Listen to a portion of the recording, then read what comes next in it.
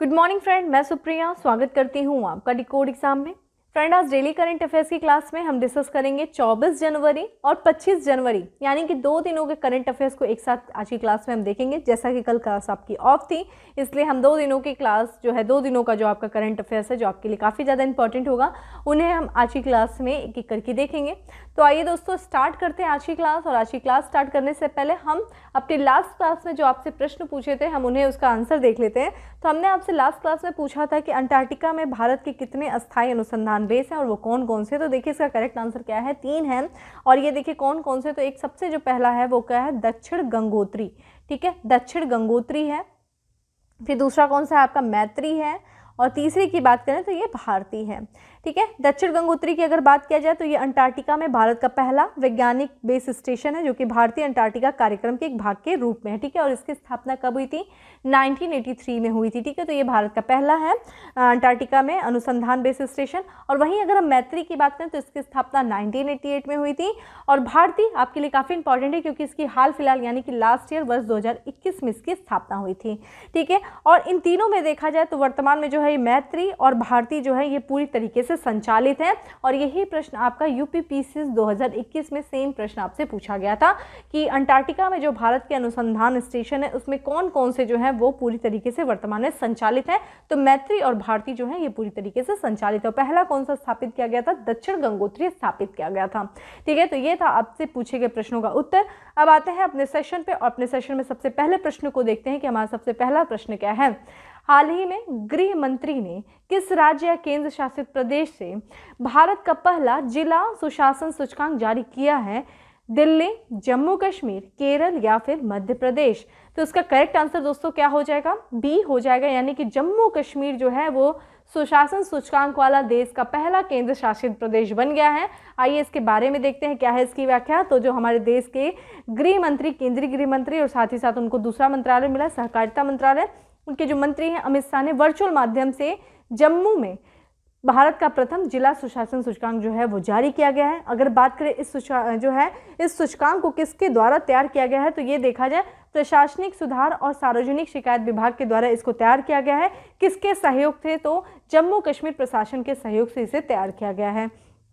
इसके तहत देखा जाए तो ये देखा जाए एक तरीके से बेंचमार्क उपलब्ध कराया गया। ये सूचकांक किन किन के लिए, जो भारत के जो सभी राज्य हैं और जो केंद्र शासित प्रदेशों के लिए एक तरीके से जिला स्तर पर सुशासन का एक तरीके से बेंचमार्क ये सूचकांक उपलब्ध कराएगा। इसके तहत देखा जाए तो जम्मू कश्मीर जिला सुशासन सूचकांक में 116 डेटा आइटम के साथ साथ शासन के 10 क्षेत्र और 58 सूचकांक लिए गए हैं। और इसमें क्या क्या शामिल किया गया इन क्षेत्रों में, तो देखा जाए कृषि, सेवाएं, वाणिज्य और उद्योग, मानव संसाधन, पर्यावरण, न्याय और सार्वजनिक सुरक्षा, साथ ही साथ सामाजिक कल्याण और विकास जो है इसमें शामिल किया गया है। इसके तहत देखा जाए इस सूचकांक में देखिए क्या लाभ होगा, तो एक तरीके से ये जो जिले हैं, जितने जम्मू कश्मीर में कितने जिले हैं दोस्तों, ये केंद्र शासित प्रदेश में जो 20 जिले हैं, इन जिलों के बीच में क्या करेगा, एक तरीके से स्वस्थ स्पर्धा सुनिश्चित करेगा और साथ ही साथ देश के जो सभी लोगों को एक तरीके से लाभ पहुंचाएगा। तो ये जो एक तरीके से ये किन किन स्तरों पर देखा जाए तो ये जो सूचकांक है वो जो केंद्र शासित प्रदेश में देखा गया कि किस तरीके से वहाँ पे कारोबार में किस तरीके से सुगमता है, किस तरीके से वहाँ पे कर संग्रह की व्यवस्था है, कौशल प्रशिक्षण किस स्तर का है, ग्रामीण इलाकों में किस तरीके का संपर्क और साथ ही साथ महिलाओं का भी आर्थिक सशक्तिकरण इसमें बहुत बड़ा मुद्दा रहेगा। स्वास्थ्य संबंधित और सभी के लिए जो आवास क्षेत्र से संबंधित उल्लेखनीय सुधार से संबंधित इसमें एक तरीके से एक स्पर्धा जो है वो सुनिश्चित किया जाएगा। ठीक है, जब हम जम्मू कश्मीर की बात करते हैं तो थोड़ा सा इसके बारे में देख लेते हैं। जम्मू कश्मीर देखा जाए तो वर्ष 2019 तक यानी कि अगस्त तक ये क्या था, एक राज्य के रूप में था। लेकिन 5 अगस्त के बाद देखा जाए वर्ष 2019 5 अगस्त से इसको क्या किया गया, इसको द्विभाजित कर दिया गया और जम्मू कश्मीर राज्य से 2 केंद्र शासित प्रदेश निकले। कौन सा, एक आपका जम्मू कश्मीर और दूसरा आपका लद्दाख। अगर हम जम्मू कश्मीर की बात करते हैं तो इसकी 2 राजधानी है। पहली राजधानी देखा जाए तो श्रीनगर है। ठीक है, श्रीनगर है जो कि आप जब मई से लेकर अक्टूबर के बीच में आप जम्मू कश्मीर जब घूमने जाएंगे तो उस समय इसकी राजधानी जो है श्रीनगर होगी। लेकिन अगर आप अभी जाते हैं जम्मू कश्मीर घूमने के लिए तो इसकी जो राजधानी होगी वो कौन सी होगी, जम्मू होगी। ठीक है, श्रीनगर। आप मुझे कमेंट बॉक्स में आंसर करिए कि श्रीनगर को किसने बसाया था। ठीक है, बाकी अगर हम वर्तमान में जम्मू कश्मीर के लेफ्टिनेंट गवर्नर की बात करें तो कौन है दोस्तों, मनोज सिन्हा है। ठीक है, आते हैं अब अपने अगले प्रश्न पे। हमारा अगला प्रश्न है कि किस मंत्रालय के द्वारा स्टार रेटिंग सिस्टम लॉन्च किया गया है। पर्यावरण मंत्रालय, स्वास्थ्य मंत्रालय, गृह मंत्रालय या फिर वित्त मंत्रालय। करेक्ट आंसर इज ए है, पर्यावरण मंत्रालय के द्वारा स्टार रेटिंग सिस्टम को लॉन्च किया गया। आइए देखते हैं क्या है ये स्टार रेटिंग सिस्टम। तो ये देखा जाए पर्यावरण, वन और जलवायु परिवर्तन मंत्रालय के द्वारा स्टार रेटिंग सिस्टम को लॉन्च किया गया है। और ये सिस्टम क्या करेगा, एक तरीके से कम अवधि में जो है वो पर्यावरण मंजूरी प्रदान करेगा। ठीक है, तो इस सिस्टम के माध्यम से जो पर्यावरण राज्य को रैंक प्रदान किया जाएगा और उन्हें क्या किया जाएगा, बेहतर के लिए प्रोत्साहित किया जाएगा। इसके तहत देखा जाए जितने भी जो मंत्रालय है वो उन राज्यों का पता लगाएगा जो बहुत कम समय में जो है कुशलतापूर्वक पर्यावरणीय मंजूरी को प्रदान करते हैं, और इसके बाद यह राज्यों को क्या करेगा, प्रोत्साहित करेगा। ठीक है, कौन, ये इस रेटिंग के तहत मंत्रालय पता लगाएगा। ठीक है, और इसके तहत क्या किया जाएगा, कुछ इससे जो है इसके तहत जो है रेटिंग के तहत यानी कि स्टार रेटिंग प्रणाली के तहत देखा जाए 7 के पैमाने पर अंक प्रदान किया जाएगा। और ये अंक क्या होंगे, इस सिस्टम के अंतर्गत देखा जाए उन राज्यों को जो 80 दिनों से कम समय में किसी भी पर्यावरणीय परियोजनाओं को मंजूरी देते हैं। ठीक है, जो जितना जल्दी पर्यावरणीय परियोजनाओं को मंजूरी देगा, अगर कोई राज्य है या कोई केंद्र शासित प्रदेश है जिसने 80 दिनों से कम दिनों में यानी कि मतलब कह लीजिए कि 2.5 महीने, ठीक है, तो 2.5 महीनों तक के अंतर्गत अगर किसी राज्य ने जो है मंजूरी प्रदान किया है तो उसको 2 अंक प्रदान किया जाएगा। और थोड़ा सा और आगे बढ़ता है, बाई वो ले लेता है थोड़ा और वक्त यानी कि 105 दिन ले लेता है, तो ऐसी चीज़ों में जो अंक प्रदान किया जाएगा वो 1 अंक प्रदान किया जाएगा। और अगर अधिक, उससे भी अधिक समय लेता है तो 0 अंक प्रदान किया जाएगा। तो यानी कि इसके तहत जो है उन राज्यों का पता लगाया जाएगा जो कम समय में कुशलतापूर्वक पर्यावरणीय मंजूरी प्रदान कर रहे हैं, और जितने कम समय में जो है वो मंजूरी प्रदान करेंगे उनको क्या करेंगे, मंत्रालय जो है वो स्टार रेटिंग सिस्टम के तहत क्या करेगा, अंक उपलब्ध कराएगा और फिर उनको क्या करेगा, प्रोत्साहन देगा। ठीक है, ऐसे राज्यों को अपनी योजनाओं के माध्यम से, अपनी सहायता के माध्यम से ऐसे राज्यों को प्रोत्साहन देगा। तो एक तरीके से पर्यावरणीय परियोजनाओं को प्रोत्साहन देने के लिए राज्यों को ये क्या कर रहा है, प्रेरित कर रहा है, किसके माध्यम से, इस स्टार रेटिंग प्रणाली के माध्यम से। ठीक है, ये चीज़ का ध्यान रखिएगा, स्टार रेटिंग प्रणाली किसके द्वारा, मंत्रालय बहुत इंपॉर्टेंट है, पर्यावरण, वन और जलवायु परिवर्तन मंत्रालय के द्वारा। और ये देखा जाए इसके तहत जो है यह राज्य पर्यावरण प्रभाव आकलन प्राधिकरण, state environment impact assessment authorities के लिए शर्त की व्यवस्था करता है। ठीक है, तो ये था हमारा सेकंड प्रश्न। अब आते हैं अपने अगले प्रश्न पे। हमारा अगला प्रश्न है कि सरकार द्वारा इंडिया गेट पर स्थित अमर जवान ज्योति ज्वाला को राष्ट्रीय युद्ध स्मारक की ज्योति के साथ मिलाने का निर्णय लिया गया। अमर जवान ज्योति का उद्घाटन किस वर्ष किया गया था, 1950, 1965, 1972 या फिर 1999? करेक्ट आंसर इज सी, 1972 में किया गया था। अमर जवान ज्योति का उद्घाटन जो है किया गया था। आइए इसके बारे में समझते हैं और थोड़ा सा ये समझने की कोशिश करते हैं कि सरकार के द्वारा इतना महत्वपूर्ण निर्णय किस परिप्रेक्ष्य में लिया गया, किस कारण से लिया गया। ठीक है, देखिए नई दिल्ली में स्थित है आपका इंडिया गेट, और इंडिया गेट पर देखा जाए अमर जवान ज्योति की लौ के साथ जो है वो मिला दिया गया है। ठीक है, इस अवसर पे जो समारोह आयोजित किया गया था, उस समारोह की अध्यक्षता जो है किसके द्वारा किया गया था, एकीकृत रक्षा स्टाफ प्रमुख राधा कृष्ण के द्वारा जो है किया गया था। मोस्ट इंपॉर्टेंट, स्टार्ट कर लीजिएगा। ये जो इंडिया गेट पर जो अमर ज्योति जवान ज्योति की लौ को जो मिलाया गया है, इसके लौ के साथ मिला लिया गया है। तो ठीक है, यहाँ पे ध्यान रखिएगा, जो अमर जवान ज्योति की लौ को किसके साथ मिला गया, राष्ट्रीय स्मारक की ज्योति के साथ मिला लिया गया। और ये सारी जो आयोजन किया गया था, ये समारोह जो आयोजन हुआ था, इसको किसके द्वारा जो है इसकी अध्यक्षता की गई थी, तो एकीकृत रक्षा स्टाफ प्रमुख राधा कृष्णन के साथ किया गया था। देखिए यहाँ पे एक लाइन मिसिंग है, ध्यान रखिएगा, राष्ट्रीय युद्ध स्मारक के साथ मिलाया गया। ठीक है, राष्ट्रीय युद्ध स्मारक के साथ। आइए थोड़ा सा इसके बारे में समझते हैं। तो देखा जाए जो इंडिया गेट की बात करें दोस्तों, तो इंडिया गेट का निर्माण देखिए कब हुआ था, जब हम प्रथम विश्व युद्ध हुआ था। तो प्रथम विश्व युद्ध यानी कि 1914 से लेकर के 1918, और साथ ही साथ देखेंगे तो तीसरा आंग्ल युद्ध भी हुआ था। तीसरा आंग्ल युद्ध देखा जाए 1919। इस दोनों युद्धों के दौरान देखा जाए भारतीय जो 80,000 जो है, लगभग 80,000 जो भारतीय सैनिक शहीद हुए थे, और जिस कारण से जो है इस इंडिया गेट का निर्माण जो है अंग्रेजों के द्वारा, ब्रिटिश शासन के द्वारा कराया गया था इन सैनिकों को सम्मान देने के लिए, ठीक है। और ये देखा जाए तो वर्ष 2019-20 से इस इंडिया गेट का निर्माण कार्य शुरू हुआ था और ये पूरा जो बन करके 1931 में जो है तैयार हुआ। और ध्यान रखिएगा, बहुत इंपॉर्टेंट है कि इस इंडिया गेट को देखा जाए एक तरीके से ये भारत के औपनिवेशिक अतीत का प्रतीक माना जाता है। और ध्यान रखिएगा, अगर आपसे ये पूछा जाए कि इस इंडिया गेट का डिज़ाइन किसने किया था, तो उसी ने किया था जिसने दिल्ली का, यानी कि एडविन लुटियंस, ठीक है। एडविन, ध्यान रखिएगा, पूछा जा सकता है, यहाँ पे मेंशन नहीं है, तो एडविन लुटियंस के द्वारा जो है इस इंडिया गेट का जो है निर्माण कराया गया, डिज़ाइन किया गया था। और ध्यान रखिएगा, इसका उद्घाटन किसके द्वारा किया गया था, जो कि यहाँ पे मेंशन नहीं, वो भी चीज़ ध्यान रखिएगा।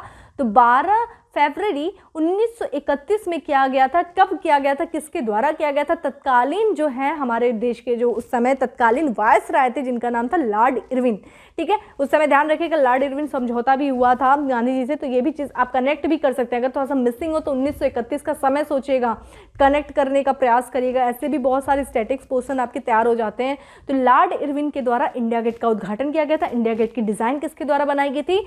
एडविन लुटियंस के द्वारा बनाई गई थी। और इंडिया गेट जो है वो भारत के औपनिवेशिक अतीत का एक प्रतीक है, ठीक है। तो ये था इंडिया गेट का इतिहास किसके हैं। और वहीं पे अगर हम अमर जवान ज्योति की बात करते हैं दोस्तों, तो ये जो है 1971 का युद्ध हुआ था भारत पाकिस्तान का। और जानते हैं पाकिस्तान बुरी तरीके से पराजित हुआ और एक बांग्लादेश नाम का एक नया देश का जन्म हुआ।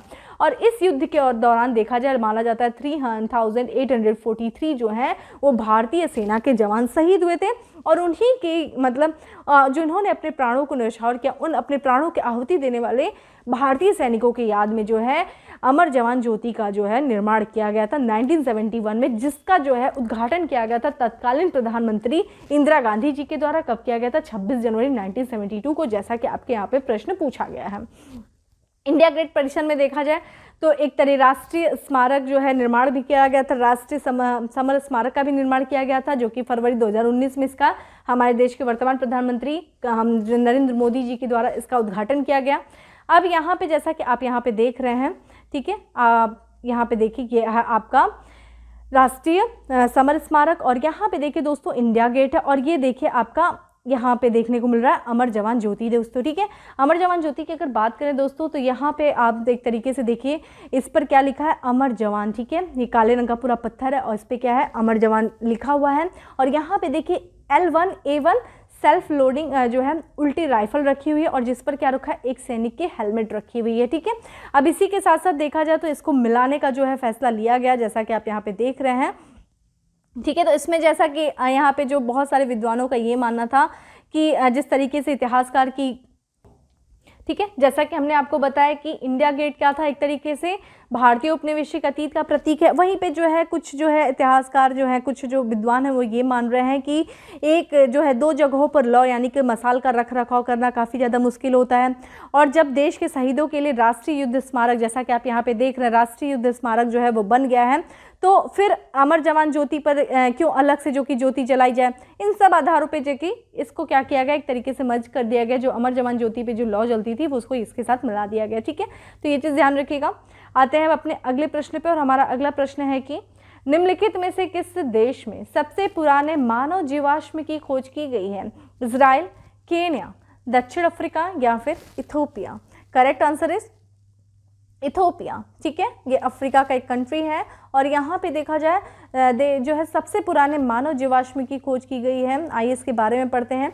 तो इथोपिया में जो है अभी तक का जो इथोपिया में खोजे गए मानव जीवाश्म, जिसका समय देखिए क्या है, लगभग 2,30,000 साल पुराना है। और ये जैसा विद्वान जो है विशेषज्ञ ऐसा दावा कर रहे हैं कि ये सबसे पुराना जो है मानव का जीवाश्म है। इस जीवाश्म की बात करें तो इसको किस नाम से जाना जाता है? तो ओमी कीवीस आइस के नाम से इसे जाना जाता है। और इसकी सबसे आखिरी बार जो खोज किए गए थे 1960 के दशक में इसकी खोज हुई थी। इन्हें देखा जाए तो होमो सेपियंस जीवाश्म के शुरुआती उदाहरणों में से एक माना जा रहा है। होमो सेपियंस के जो जीवाश्म है उनके जो शुरुआती उदाहरणों में से एक माना जा रहा है इन जीवाश्मों को, जिसकी खोज इथोपिया में की गई है। ये देखा जाए अब तक जो है पिछले अध्ययन जो हुआ था उसमें ये था पता कि लगभग ये 2 लाख साल पुराना जो है उससे कम उम्र का बताया गया, लेकिन अभी फिर से इस पर जब रिसर्च हुआ तो उसमें ये बात समझ के आई कि ये जो है बल्कि और 35 साल जो है पुराना है। तो एक तरीके से आप यहाँ पे देख सकते हैं 3500 साल, तो 2 लाख लगभग 30,000 साल पुराना ये माना जा रहा है, ठीक है। तो दोस्तों इस तरीके से ये समझ लीजिए आप। यहाँ पे देखिए हमारे सामने दिख रहा है जो है अफ्रीका का पूर्वी हिस्सा जो है जहाँ पे आपका इथोपिया देश स्थित है। तो आप जैसे कि इथोपिया को आप यहाँ पे देख रहे हैं, एक ये पूरी तरीके से स्थल रुद्ध देश है, ठीक है। और ये ध्यान रखिएगा, ये दुनिया का सबसे अधिक जनसंख्या वाला स्थल रुद्ध देश है, ये भी ध्यान रखिएगा।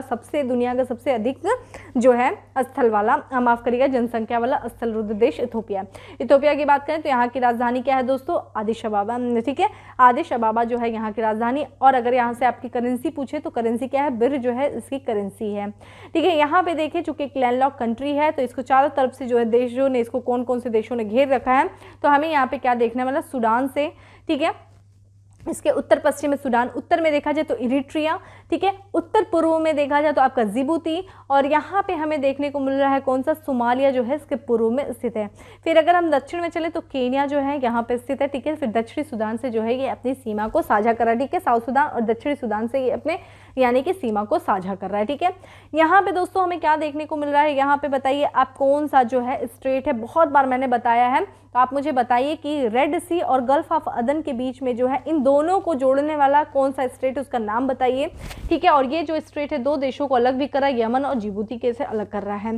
दोस्तों ये जो पूरा क्षेत्र अगर हम बात करें तो इसको हम क्या कहते हैं? हॉर्न ऑफ अफ्रीका, ठीक है। अफ्रीका की सिंग है और ये अफ्रीका भूमि का सबसे पूर्वी विस्तार है। ये जैसा कि आप यहाँ पे सिंबल देखिए कुछ इस टाइप का बना है, ठीक है। तो इसको हम क्या कहते हैं? Horn of Africa. कई बार आपसे पूछा गया है एग्जाम में कि हॉर्न ऑफ अफ्रीका में कौन कौन से देश शामिल हैं। जैसा कि अफ्रीका का हमने देखा कि अफ्रीका भूमि का सबसे पूर्वी विस्तार है, उसमें देखा जाए जिबूती, ठीक है, इरिट्रिया और सोमालिया और जो आपका इथोपिया, ये चार देश हमें मिलते हैं हॉर्न ऑफ अफ्रीका में। तो ये चीज ध्यान रखिएगा, कई बार आपसे एग्जाम में पूछा गया है, ठीक है। अब आते हैं अपने, और हमने जो प्रश्न पूछा ये भी बताइए, क्योंकि मैं भी देखूं कि कितना आप लोग मैपिंग करते हैं। इसको मैंने कई बार बताया है कि इस यहाँ पे कौन सा जो है स्ट्रेट है, इसके ऊपर भी जाएंगे तो एक स्ट्रेट मिलता है, जस्ट इसके ऊपर की तरफ जाइए तो एक और स्ट्रेट मिलता है, ठीक है। आते हैं अब अगले अपने प्रश्न पे कि हमारा अगला प्रश्न क्या है? कोयला मंत्रालय द्वारा कोयला क्षेत्र से संबंधित प्रमुख प्रदर्शन संकेत प्रकाशित करने के लिए कौन सा पोर्टल लॉन्च किया गया है? कोयला दर्पण, कोल आई, कोल क्षेत्र या फिर कोल दर्पण? करेक्ट आंसर इज ए, ठीक है। कोयला दर्पण पोर्टल को लॉन्च किया गया है कोयला मंत्रालय के द्वारा। आइए इसके बारे में समझते हैं। तो जो कोयला मंत्रालय के जो सचिव हैं जिनका नाम है डॉक्टर अनिल कुमार जैन, इनके द्वारा देखा जाए कोयला दर्पण पोर्टल की शुरुआत किया गया है। इसके तहत देखा जाए ये जो पोर्टल है वो कोयला क्षेत्र से संबंधित हमें कुछ महत्वपूर्ण जानकारियां उपलब्ध कराएगा, और जो कि क्या करेगा, जो कोयला क्षेत्र से संबंधित जो कार्य प्रदर्शन के जो प्रमुख सूचक हैं उनकी जानकारी इस पोर्टल के माध्यम से हमें पता चलेगी। इसमें देखा जाए कि कैसे किस तरीके से कोयला का उत्पादन है और ताप बिजली घरों में कोयला के भंडार की स्थिति के बारे में हमें इस पोर्टल के माध्यम से पता चलेगा। ये जो पोर्टल है देखा जाए तो कोयला ब्लॉक के आवंटन के बारे में जानकारी देगा, और साथ ही साथ जितने भी प्रमुख खदानें हैं कोयला संबंधित उनकी निगरानी और कोयला की कीमत से संबंधित जो प्रमुख सूचक हैं उन सब से संबंधित हमें ये पोर्टल जानकारी प्रदान करेगा। इस पोर्टल को देखा जाए मंत्रालय यानी कि कोयला मंत्रालय की वेबसाइट पर उपलब्ध कराया गया है, जिससे अधिक से अधिक लोग इस तक पहुंच सकें, ठीक है। तो ध्यान रखिएगा कोयला दर्पण, ठीक है, कोयला मंत्रालय के द्वारा हमें कोयला संबंधित जानकारी के लिए जो हमें कोयला दर्पण पे जाकर के इस पोर्टल पे हम लॉन्च करेंगे, हमें इससे इस क्षेत्र से संबंधित जानकारी उपलब्ध हो जाएगी, ठीक है। नेक्स्ट है हमारा,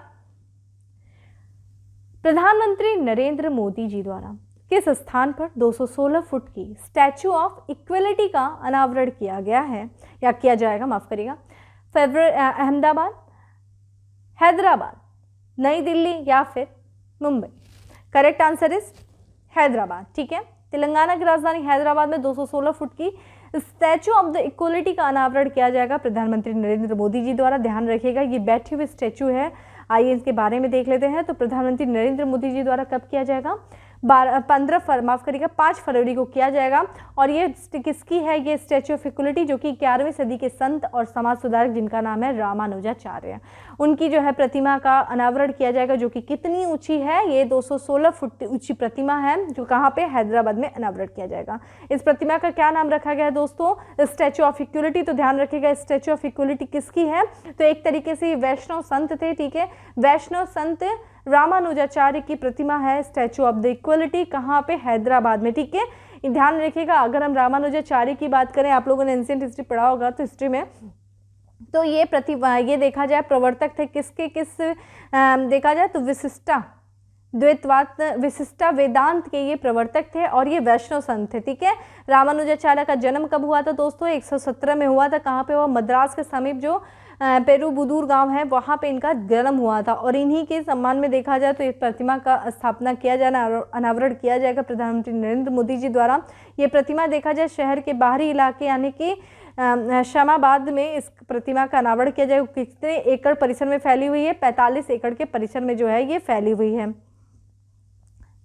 शमशाबाद, ठीक है, शमशाबाद में है, जैसा कि आप यहाँ पे देख रहे हैं प्रतिमा। और अगर हम इसके बारे में बात करें तो इस रामानुजाचार्य की जो आंतरिक गर्भगृह है उसमें 120 किग्रा सोने से ये प्रतिमा बनी है और जो कि संत के इस पृथ्वी पर चलने के 120 वर्ष पूरे होने के उपलक्ष्य में है।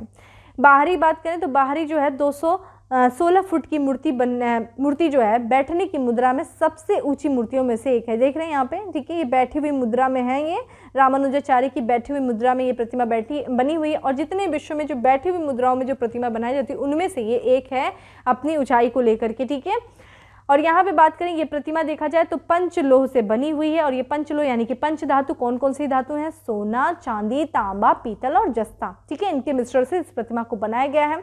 इसमें देखा जाए 108 अलंकृत नक्काशीदार विष्णु मंदिर और रहस्यवादी तमिल संतों के कार्यों का भी उल्लेख इस प्रतिमा में किया गया है। ठीक है, तो ध्यान रखिएगा स्टैच्यू ऑफ इक्वलिटी कहाँ पे है? हैदराबाद में स्थापित किया गया, अनावरण किया जा रहा है प्रधानमंत्री नरेंद्र मोदी जी द्वारा। और ये कितनी फुट की है? 216 फुट की है। किसके सम्मान में? तो जो है वैष्णव संत रामानुजाचार्य के सम्मान में। ठीक है, आगे बढ़ते हैं, नेक्स्ट प्रश्न पे चलते हैं। नेक्स्ट है हमारा कि केंद्रीय मंत्रिमंडल ने राष्ट्रीय सफाई कर्मचारी आयोग के कार्यकाल को कितने और वर्षों के लिए बढ़ा दिया है? 2 वर्ष, 4 वर्ष, 3 वर्ष या फिर 5 वर्ष? तो दोस्तों इसका करेक्ट आंसर हो जाएगा 3 वर्षों के लिए बढ़ा दिया गया है राष्ट्रीय सफाई कर्मचारी आयोग के कार्यकाल को। आइए इसके बारे में देख लेते हैं। तो केंद्रीय मंत्रिमंडल ने एक निर्णय लिया और इस निर्णय के तहत जो हम राष्ट्रीय सफाई कर्मचारी आयोग है, नेशनल कमीशन फॉर सफाई कर्मचारी, उनके कार्यकाल को 3 और वर्षों के लिए बढ़ा दिया गया। देखा जाए जिनका वर्तमान कार्यकाल है वो मार्च 2022 में समाप्त होने वाला था, अब क्या है 3 वर्षों के लिए बढ़ा दिया गया, यानी कि मार्च 2025 तक इनके कार्यकाल को बढ़ा दिया गया है। ठीक है, 3 वर्षों के लिए। अगर हम इसके तहत जो है कितनी लागत किया जा रहा है, इसके विस्तार को कितनी लागत में किया जा रहा है? तो 43.68 करोड़ की लागत से किया जा रहा है। अगर हम इस आयोग के बारे में बात करें, राष्ट्रीय सफाई कर्मचारी आयोग की, तो ये एक तरीके से सलाहकारी निकाय है जो कि सलाह देती है किससे संबंधित, सफाई कर्मचारियों के कल्याण से संबंधित जो है ये केंद्र सरकार को, भारत सरकार को क्या करती है? सलाह देती है। तो एक सलाहकारी निकाय है। चूंकि ये निकाय है तो इसकी स्थापना देखिए कब की गई थी? 1993 में किया गया था। किस एक्ट के तहत किया गया था? तो राष्ट्रीय सफाई कर्मचारी अधिनियम 1993 के तहत जो है 1993 में इस आयोग की स्थापना की गई थी। ध्यान रखिएगा, एक सलाहकारी निकाय है। ठीक है, तो कितने वर्षों के लिए बढ़ा दिया गया? 3 वर्षों के लिए। अब 2025 मार्च तक जो है इसके कार्यकाल चलता रहेगा। आगे देखते हैं और अपने अगले प्रश्न पे पढ़ते हैं। हमारा अगला प्रश्न है कि निम्नलिखित में से किस केंद्रीय मंत्रालय ने संशोधित RADPFI दिशा निर्देश जारी किया है? ग्रामीण विकास मंत्रालय, पंचायती राज मंत्रालय, स्वास्थ्य मंत्रालय या फिर वित्त मंत्रालय? करेक्ट आंसर इज बी, पंचायती राज मंत्रालय के द्वारा जो है संशोधित RADPFI दिशा निर्देश को जारी किया गया है। आइए इसके बारे में देख लेते हैं। तो देखा जाए हाल ही में पंचायती राज मंत्रालय ने ग्रामीण भारत के स्वरूप को बदलने और ग्रामीण समृद्धि सुनिश्चित करने हेतु ग्रामीण क्षेत्र विकास योजना निर्माण और कार्यान्वयन दिशा निर्देश 2017 को संशोधित किया। देखिए ये चीज़ बनाई गई थी, ग्रामीण क्षेत्र विकास योजना निर्माण और कार्यान्वयन को जो है दिशा निर्देश 2017 को बनाया गया था। किस उद्देश्य से ये बनाया गया था? ग्रामीण क्षेत्रों के स्वरूप को बदलने के लिए और उस क्षेत्र को समृद्धि को सुनिश्चित करने के लिए इसमें कुछ संशोधन किया गया है। अगर हम इसमें बात करें इस दिशा निर्देश के बारे में, तो ये स्थानीय ग्रामीण नियोजनों को बढ़ावा देने की दिशा में मंत्रालय के एक प्रयास का ये हिस्सा है। और ये गाँव में क्या करेगा? दीर्घकालीन नियोजन हेतु एक परिप्रेक्ष्य विकसित कर ग्रामीण परिवर्तन का मार्ग जो है वो तैयार करेगा। इसमें देखा जाए यह ग्रामीण क्षेत्रों में प्रभावी भूमि उपयोग नियोजन और ग्रामीण क्षेत्रों में जीवन की गुणवत्ता में सुधार करने में भी सक्षम है। और ये ध्यान रखिएगा, जैसे शहरों के विकास के लिए, शहरी क्षेत्रों के विकास के लिए नगर नियोजन जो है योजना चलाई गई थी, उसी तर्ज पे जो है इसके तहत ग्राम नियोजन योजना जो है शामिल किया गया है। इसमें देखा जाए तो ग्राम पंचायत विकास कार्यक्रम को स्थानिक भूमि उपयोग योजना से जोड़ने का भी प्रावधान शामिल है। तो ध्यान रखिएगा, संशोधित RADPF दिशा निर्देश जारी किया गया, किसके द्वारा ये किया गया है? पंचायती राज मंत्रालय के द्वारा। ठीक है, आगे बढ़ते हैं और अगले प्रश्न पे चलते हैं कि किस राज्य या केंद्र शासित प्रदेश ने जेरी बस्ती को पहला दुग्ध ग्राम घोषित किया है? अरुणाचल प्रदेश, मणिपुर, नागालैंड या फिर जम्मू कश्मीर? तो दोस्तों बताइए, किस जेरी बस्ती को पहला मिल्क विलेज घोषित किया गया है? किस राज्य से संबंधित या केंद्र शासित प्रदेश है? तो correct answer is D, Jammu Kashmir जो है केंद्र शासित प्रदेश के जेरी बस्ती को पहला मिल्क विलेज या फिर दुग्ध ग्राम घोषित किया गया है। आइए इसके बारे में देख लेते हैं। तो देखा जाए जम्मू कश्मीर के यानी कि केंद्र शासित प्रदेश जम्मू कश्मीर में प्रशासन ने रियासी जिले में जेरी बस्ती को प्रदेश का पहला दुग्ध गांव घोषित किया है। और ये देखा जाए तो एकीकृत डेयरी विकास योजना यानी कि इंटीग्रेटेड डेयरी डेवलपमेंट स्कीम के तहत गांव के लिए 57 और डेयरी फर्मों को मंजूरी भी दिया गया है इसी के साथ साथ। ठीक है, इसमें देखा जाए इस योजना के अंतर्गत ऐसे गांव जिनमें लगभग 370 गाय हैं और उन गायों के साथ देखा जाए 73 व्यक्तिगत डेयरी हैं, वहाँ स्थानीय डेयरी संचालकों को वित्तीय सुरक्षा मिलेगी। ठीक है, तो इस योजना के अंतर्गत जितने भी जो कोई ऐसा गांव है जहाँ पे 370 गाय हैं, ठीक है, और उसी के साथ साथ जो है 73 व्यक्तिगत डेयरी हैं, वहाँ पे सरकार के द्वारा स्थानीय डेयरी संचालकों को क्या किया जाएगा? वित्तीय सुरक्षा मिलेगी। ठीक है, और इसमें देखा जाए तो दुग्ध ग्राम घोषित होने के बाद जो है इंटीग्रेटेड डेयरी डेवलपमेंट स्कीम के तहत जो है गांव के कुल 57 इकाइयां स्वीकृत की गई हैं। और इसके तहत इस योजना के तहत देखा जाए 5 पशुओं की डेयरी इकाइयों को 50% सब्सिडी प्रदान किया जाएगा, यानी कि जितने भी 5 जो है पशुओं की जो डेयरी इकाइयां होंगी उनको 50% सब्सिडी या फिर अधिकतम जो है 5 लाख की सहायता प्रदान की जाएगी, ताकि उन्हें क्या करें, वो दूध निकालने में, ठीक है, पनीर दही खोया बनाने में, क्रीम अलग करने में और घी मक्खन तैयार करने के साथ जो मशीनें हैं और साथ साथ जो मिल्क वैन भी है जो है वो सस्ते दरों पर उनको उपलब्ध कराए जाने की व्यवस्था सरकार के द्वारा किया जाएगा। ठीक है, तो यहाँ ध्यान रखिएगा जेरी जो है, ठीक है, जेरी बस्ती को पहला दुग्ध ग्राम घोषित किया गया कहाँ? जम्मू कश्मीर में। ठीक है, अब आते हैं हम अगले प्रश्न पे और आखिरी प्रश्न में कि निम्नलिखित में से किस सरकार ने इलेक्ट्रॉनिक वाहनों को बढ़ावा देने के लिए वन स्टॉप वेबसाइट लॉन्च किया है? दिल्ली सरकार, उत्तर प्रदेश सरकार, पंजाब सरकार या फिर गुजरात सरकार? करेक्ट आंसर इज ए है, दिल्ली सरकार के द्वारा देखा जाए इलेक्ट्रॉनिक वाहनों को बढ़ावा देने के लिए वन स्टॉप वेबसाइट लॉन्च किया गया है। तो दिल्ली सरकार ने जो है इलेक्ट्रॉनिक वाहनों को बढ़ावा देने के लिए वन स्टॉप वेबसाइट जो कि क्या है? इलेक्ट्रॉनिक व्हीकल डॉट, ठीक है, दिल्ली, यहाँ पे दोस्तों डॉट होना चाहिए था, गलत है, तो delhi.government.in जो है लॉन्च किया गया है। ये वेबसाइट है जो कि जितने भी इलेक्ट्रॉनिक व्हीकल्स के जो निर्माता होंगे, जो खरीदार होंगे और जो चार्जिंग स्टेशन खोज करता है उनके लिए ये जो है वेबसाइट जो है जानकारी उपलब्ध कराएगी, उनके लिए जो है वेबसाइट खुली है। इस वेबसाइट के तहत देखा जाए जो चार्जिंग इंफ्रास्ट्रक्चर है और जो संभावित इलेक्ट्रॉनिक व्हीकल्स उपभोक्ताओं को बढ़ावा देने की जानकारी भी उपलब्ध कराई जाएगी। इसी के साथ साथ अगर आप देखें आपके पास इलेक्ट्रॉनिक व्हीकल्स है और आप कहीं जा रहे हैं और आपकी गाड़ी डिस्चार्ज हो जाए, अगर आपको गाड़ी को चार्जिंग करने की आवश्यकता है तो एक तरीके से ये आपको चार्जर का लोकेशन बताएगी, चार्जिंग पॉइंट के बारे में और इस्तेमाल किए गए चार्जर के बारे में भी ये वेबसाइट हमें जानकारी उपलब्ध कराएगी। ठीक है, तो ये दिल्ली सरकार के द्वारा जो है वन स्टॉप वेबसाइट लॉन्च किया गया है इलेक्ट्रॉनिक व्हीकल्स को बढ़ावा देने के उद्देश्य से। ठीक है, तो ये था हमारा 10 MCQ। अब आ जाते हैं फैक्ट्स ऑफ द डे में। हमारा पहला फैक्ट्स ऑफ द डे है कि भारत की पहली United Nation development programme youth climate champion बन गई हैं कौन? प्राजक्ता कोली। ठीक है, प्राजक्ता कोली जो है ये भारत की पहली United Nation development programme youth climate champion बन गई हैं। नेक्स्ट हमारा SR कैपिटल के नए CEO बनाए गए हैं, कौन बनाए गए हैं? अनिल के चौधरी को जो है SR कैपिटल का नया CEO बनाया गया है। अगला है नई IPL टीम, कौन कौन सी नई IPL टीम बनाई गई थी दोस्तों? लखनऊ बनाई गई थी, अहमदाबाद बनाई थी। इन दोनों ही टीमों के लिए ऑफिशियल रूप से कप्तान देखिए नियुक्त किया गया है किसे? तो लखनऊ आईपीएल टीम के लिए लोकेश राहुल को किया गया है, और वहीं अगर हम अहमदाबाद आईपीएल टीम की बात करें तो हार्दिक पांड्या को जो है वो नियुक्त किया गया है ऑफिशियल रूप से कप्तान इन 2 आईपीएल टीमों के लिए। तो आप बताइए टोटल कितनी आईपीएल टीम हो गई हैं, ठीक है, बताइए आप मुझे कमेंट बॉक्स में आंसर करिए। अगला है हमारा, आईपीएल टीम अहमदाबाद ने टीम के डायरेक्टर ऑफ क्रिकेट के रूप में देखिए किसको नियुक्त किया है, तो विक्रम सोलंकी जो है वो टीम के डायरेक्टर ऑफ द क्रिकेट के पद पर नियुक्त किए गए हैं। कौन सी टीम? टीम अहमदाबाद, ठीक है।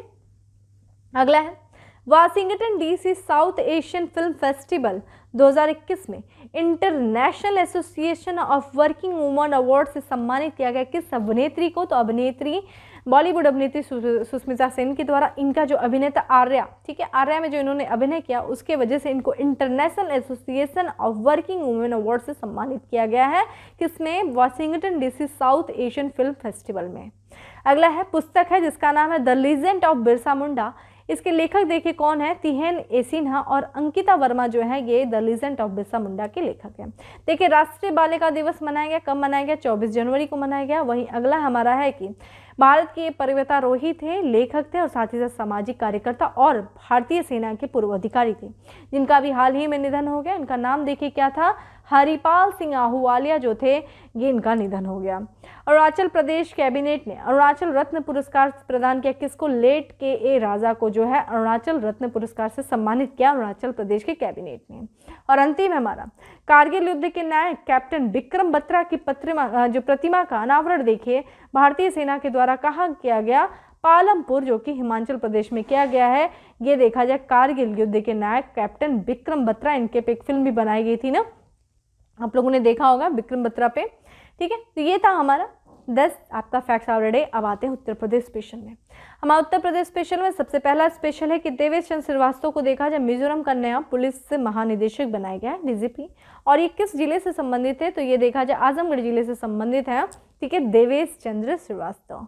वहीं अगर हम बात करते हैं उत्तर प्रदेश के सहारनपुर में माँ शाकंभरी विश्वविद्यालय का शिलान्यास किसके द्वारा किया गया था? तो राष्ट्रपति रामनाथ कोविंद के द्वारा किया गया था। तो शाकंभरी विश्वविद्यालय ध्यान रखेगा सहारनपुर जिले में है, ठीक है। अगला हमारा, प्रधानमंत्री नरेंद्र मोदी द्वारा ब्लॉकचेन आधारित डिजिटल डिग्री लॉन्च की गई थी, कहाँ पे? आईआईटी कानपुर में किया गया था। नेक्स्ट है हमारा, देश का प्रथम जिला जिसकी पुलिस व्यवस्था में एंटी टेररिस्ट स्क्वाड के लिए एक ट्रेनिंग की व्यवस्था की गई थी, स्थापना की गई थी, तो गौतम बुद्ध नगर, ठीक है, मोस्ट इंपॉर्टेंट। अंतिम है हमारा कि महान कथक नर्तक पंडित बिरजू महाराज, जिनका भी हाल ही में निधन हो गया है, ये एक शास्त्रीय कथक नर्तक के अग्रणी नर्तक थे। ये किस घराने से संबंधित है? तो ये लखनऊ कालिका बिंदादिन घराने से संबंधित है, ठीक है। आप लोगों ने आंसर भी किया था इसका। तो दोस्तों इस तरीके से था आज का हमारा करंट अफेयर्स। अब आ जाते हैं क्वेश्चंस ऑफ द डे में। क्वेश्चन ऑफ द डे में हमारा क्वेश्चन है कि ग्रैंड रेनेसा डैम का निर्माण किस नदी पर और किस देश के द्वारा किया जा रहा है? बहुत ही ये विवादित मुद्दा रहा था, ग्रैंड रेनेसा डैम काफ़ी इंपॉर्टेंट है, तो आप मुझे कमेंट बॉक्स में इसका आंसर करिए, ठीक है। बाकी दोस्तों डेली करंट अफेयर्स की जो PDF है वो आपको टेलीग्राम ग्रुप में मिल जाएगी, टेलीग्राम ग्रुप में जिसका की लिंक आपको डिस्क्रिप्शन बॉक्स में दिया हुआ है। बाकी सेशन अच्छा लगा दोस्तों तो लाइक करना नहीं भूलें, ज़्यादा से ज़्यादा लोगों को शेयर करें।